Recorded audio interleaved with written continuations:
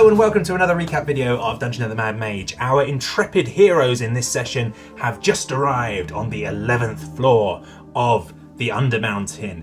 And this is in fact session number 33, so you don't need to be brilliant at maths to realise that overall we're averaging about one level every like 3 sessions. It's like 3 sessions to get through a level on average. Some have been a bit more, some have been a bit less. And generally speaking, like if you were to kind of summarize those like 3 sessions, normally like the first of those sessions is like, you know, you arrive on a new floor, you're kind of stumbling about, you don't really know what's going on, you're just kind of getting a lay of the land. That's the first session, little bits of combat, lots of finding rooms, kind of scoping, exploring.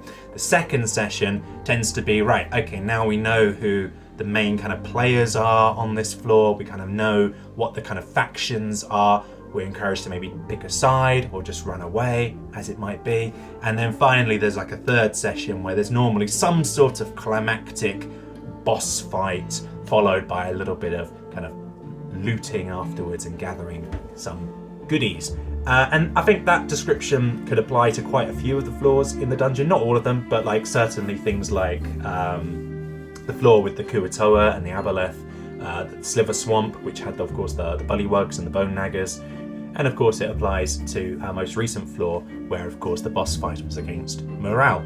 So I think going into things, we've just arrived on the 11th floor. So if I just simply summarize the session by saying this was the first of those 3 sessions, you kind of get where I'm going. It was a session of us just kind of stumbling about, going room to room, picking directions literally just randomly, rolling dice to see where we go, ending up in a few combats along the way.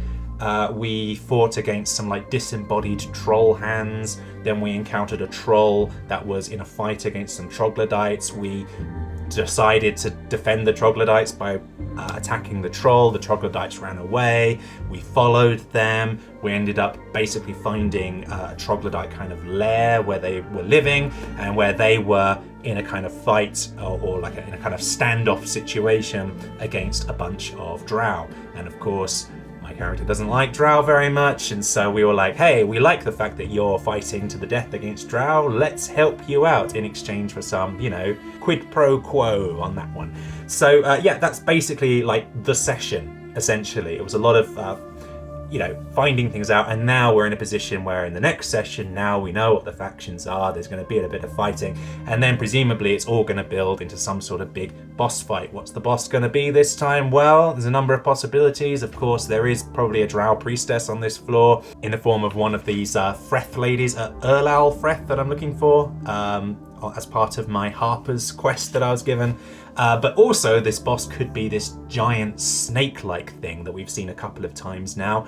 As we were traveling through this floor, we've come across rumors of some giant snake thing. The frog boy in our party, Raynoln, he saw the snake go past very quickly at some point. So I'm guessing at some point we're going to encounter this thing. It's some sort of roaming monster, similar in the way to those what were they called on the 6th level? The ones that hone in on your...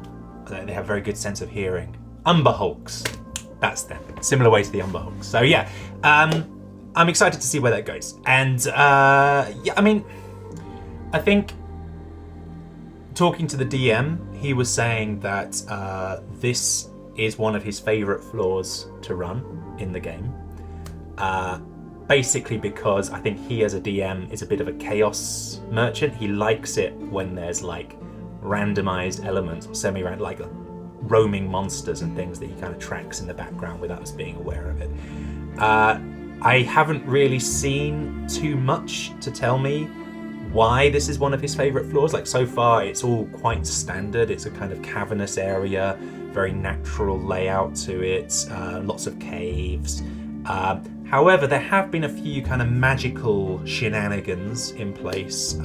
For example, when we first arrived on this floor, there was this feeling of being kind of electrically charged, like a kind of wild magic in the air. And while we were exploring at one point, there was like almost like a thunderstorm, like a crack of thunder that we heard in the distance. So there's some sort of shenanigans going on with magic, and indeed, in fact, at one point we went into a room which was completely full of acid, and so we had to kind of skirt around the outside. We went through another door, and we ended up in another room which appeared to be completely empty. However, there was one person in our party who rolled high enough on their perception that they were able to see through the hallucinatory terrain effect that was in the room.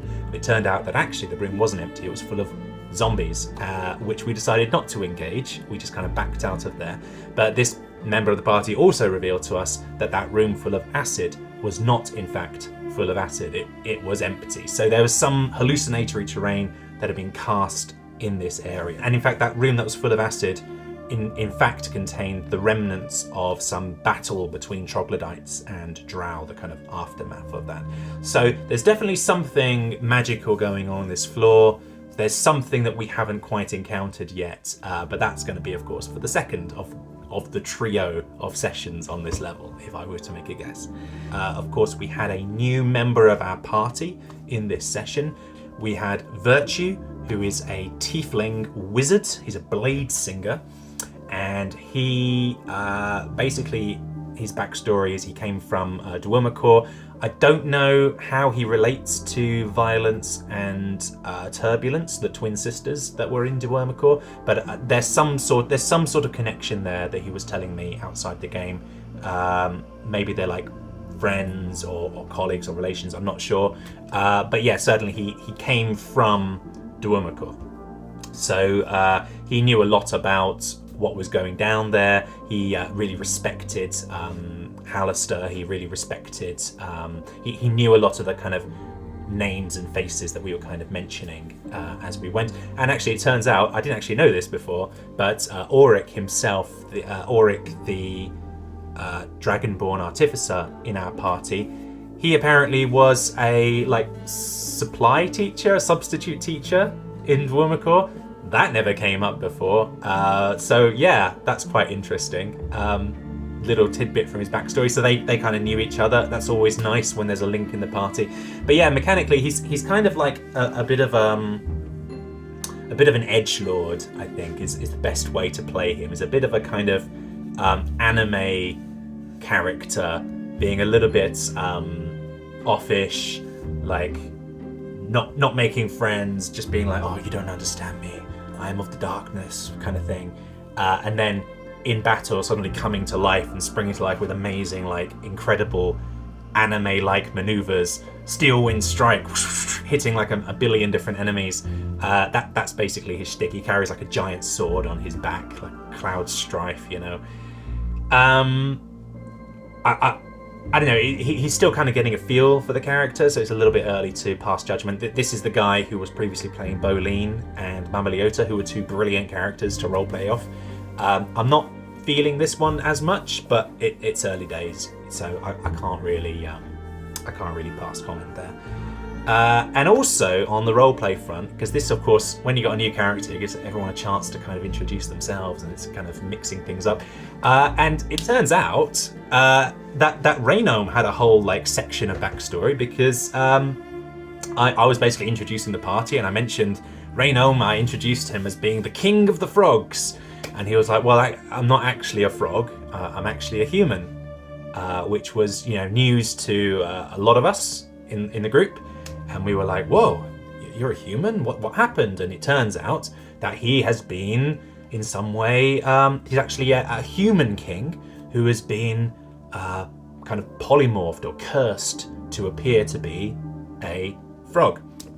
And it's basically his mission in life to hunt down the mage that did this to him, and he firmly believes that once he kills this mage, the curse will be lifted and he can go back to his normal self.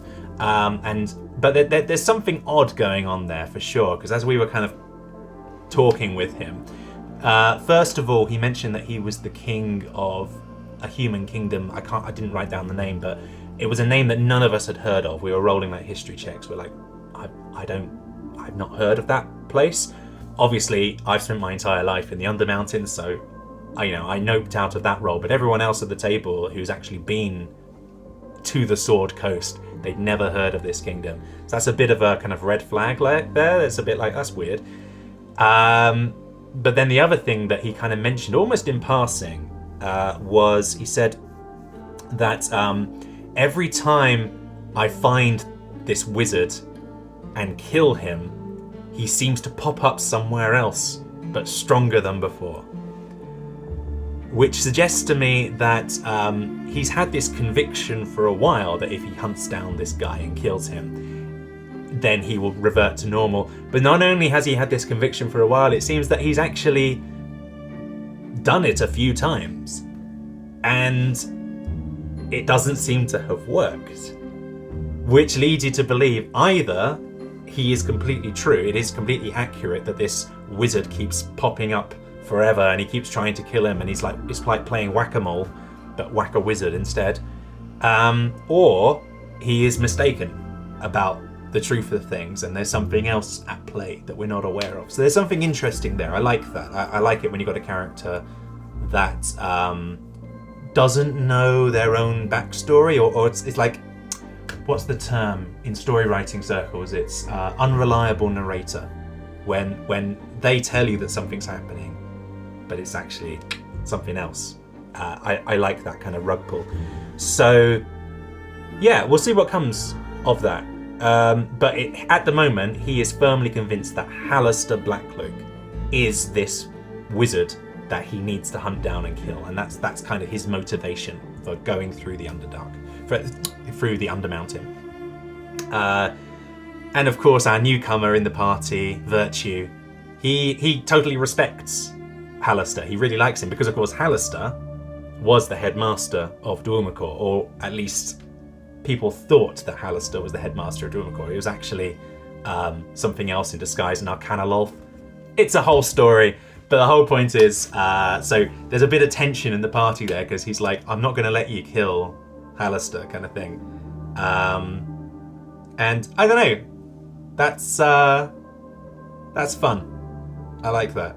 But yeah, in a nutshell, I think that was really where we are. I don't have a lot to say because I think next session is when we'll finally understand. Okay, these are the players at large here. This is the situation as things stand.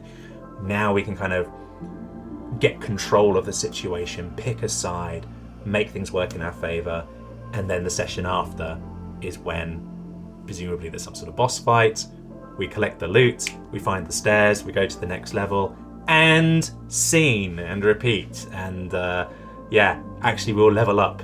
If we find the stairs this time, we get to level up. So I'm very happy about that because we've been at this level now for, I think, 3 months, 2.5, 3 months, something like that. It's been a long time at this level compared with the previous level ups.